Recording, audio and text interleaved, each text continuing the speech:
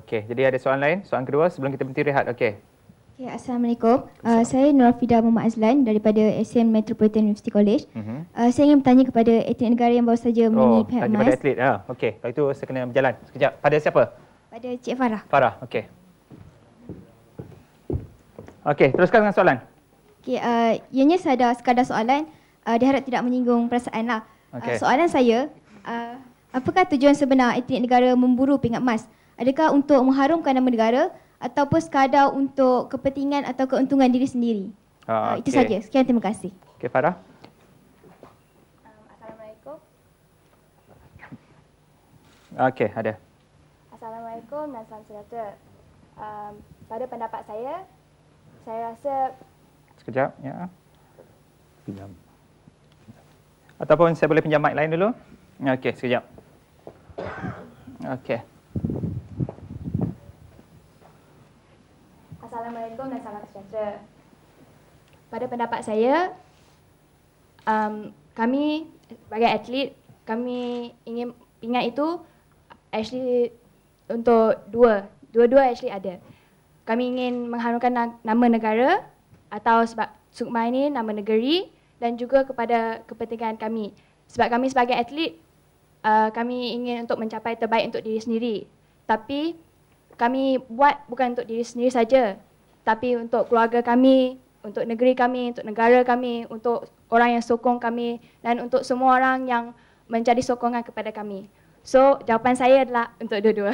Untuk kedua-duanya sekali. Dan kita juga mungkin, ya, 30 atlet kita yang berlepas ke London, mungkin untuk kedua-duanya juga. Mungkin sama juga, ya, Farah, ya. Dan soalan ketiga, kita ada masa sikit sebelum kita berhenti rehat. Silakan. Okey. Saya Nursyada Nafisa daripada Asian Metropolitan.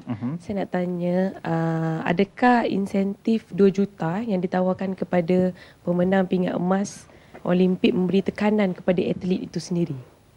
Okey, ini soal ganjaran. Banyak ganjaran sebenarnya. Ya, saya pun kadang-kadang kita boleh bahaskan benda ni. Kita nak beritahu pada mereka berlumbalah, bertarunglah untuk negara secara ikhlas. Jangan fikir apa-apa ganjaran. Itu dah lama kita beritahu. Tapi kalau kita lihat dalam prosesnya untuk menjadi seorang pemain yang baik itu, Chong Wei misalnya mereka berlatih 6 jam sekurang-kurangnya satu hari.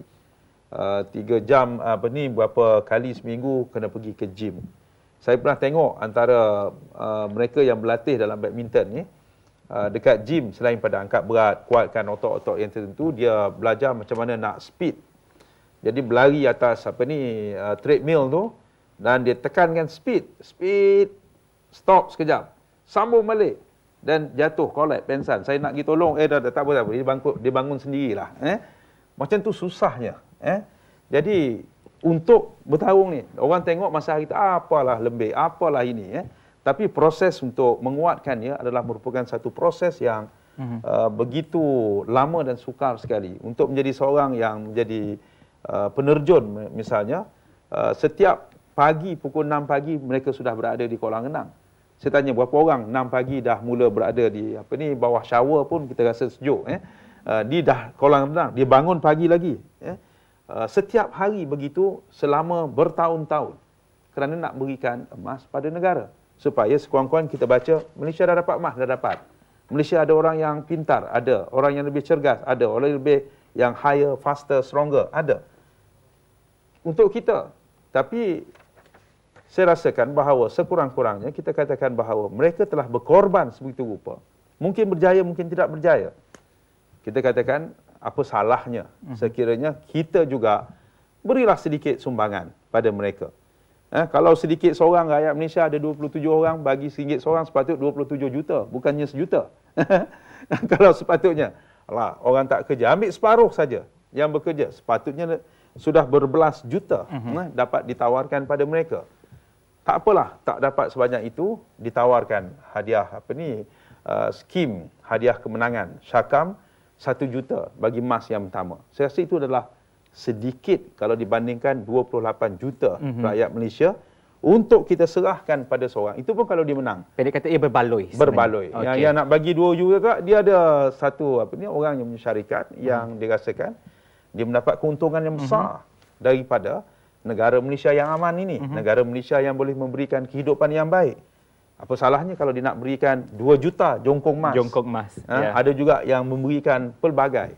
Saya rasa sekiranya itu tawaran yang diberikan, kita tidak boleh marah kepada atlet. Kita patut tanya diri kita, kalau ada orang yang sanggup beri, apa pula kita nak berikan pada mereka? Itu yang patut kita tanam. Okey. Apa pun Datuk Seri, kalau kita nak lihat juga ya, segala apa perjalanan Olimpik London 2012 ni bermula dengan satu perancangan awal dulu, Road to London. Ya. Jadi adakah ini akan berakhir dengan berakhirnya Olimpik London 2012? Road to London ini dirancangkan sebaik saja habis Beijing Olimpik yang lalu. Artinya sebelum itu pun walaupun tak nama Road to Beijing sudah pun dirancang. Apa yang kita dapat hari ini adalah hasil perancangan yang bertahun-tahun. Kita ada Majlis Sukan Negara, Institut Sukan Negara, ada sekolah sukan.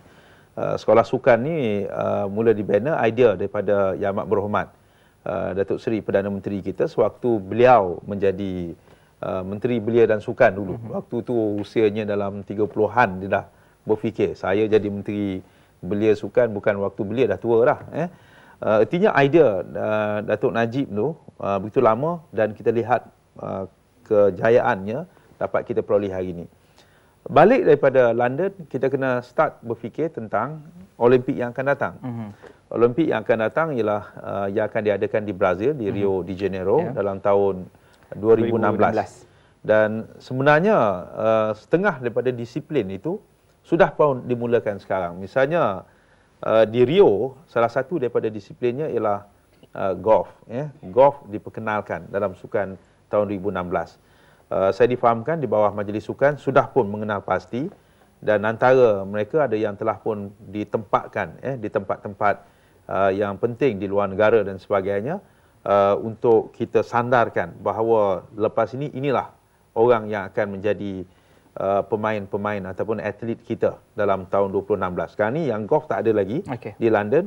Jadi inilah kita katakan bahawa untuk melahirkan seorang engineer itu bukannya esok kita tengok kereta kita pun suruh dia beki kereta. Prosesnya daripada sekolah dah kita bina, kena ajar matematik, kena ajar sains daripada sekolah, akhirnya dia jadi engineer. Untuk melahirkan orang yang dapat memberikan emas untuk negara 10 tahun, 20 tahun lagi. Kita kena fikir sekarang. Dan yang kita bina itu mungkin bukan seorang dua, berpuluh-puluh kita kena bina. Yang akhirnya daripada berpuluh-puluh itu mungkin beberapa yang boleh kita tumpukan latihan dan sebagainya. Dan yang akhirnya yang dapat hanyalah seorang. Itulah dikatakan piramid dalam ekosistem sukan ini, sukar untuk melahirkan yang terbaik tadi. Okey. Jadi Datuk sendiri akan bergerak ke London bila? InsyaAllah pada tanggal 23 bulan 23 hari bulan. Jadi persiapan semua atlet kita di sana terbaik? Sudah pergi. Setengah tu masih lagi kita ada berperingkat. Ada yang berada di pengkalan hadapan kita di University of Bath. Misalnya Chong Wei dan pemain badminton. Sana ada kemudahan yang baik untuk badminton. Tak semestinya dia berada di perkampungan sukan lagi. Ada juga yang lain mengikuti, saya kira Zizol dalam beberapa siri diving dan sebagainya sudah ada di sana. Jadi ini antara program. Jadi kita nak suruh bukannya esok nak bertanding kita pun siap tempah tiket dia. Lepas tu turun-turun kapal terbang terus bertanding. Jadi banyak perkara yang perlu kita fikirkan untuk memberikan yang terbaik kepada kumpulan sokongan sukan ni. Jadi kalau kita tanya adik-adik di sini ramai yang belajar dalam bidang kejururawatan, perubatan dan sebagainya, dan juga farmasi kita tahu bahawa seorang ahli sukan itu memerlukan kadang-kadang sampai 7 orang yang menjadi kumpulan sokongan.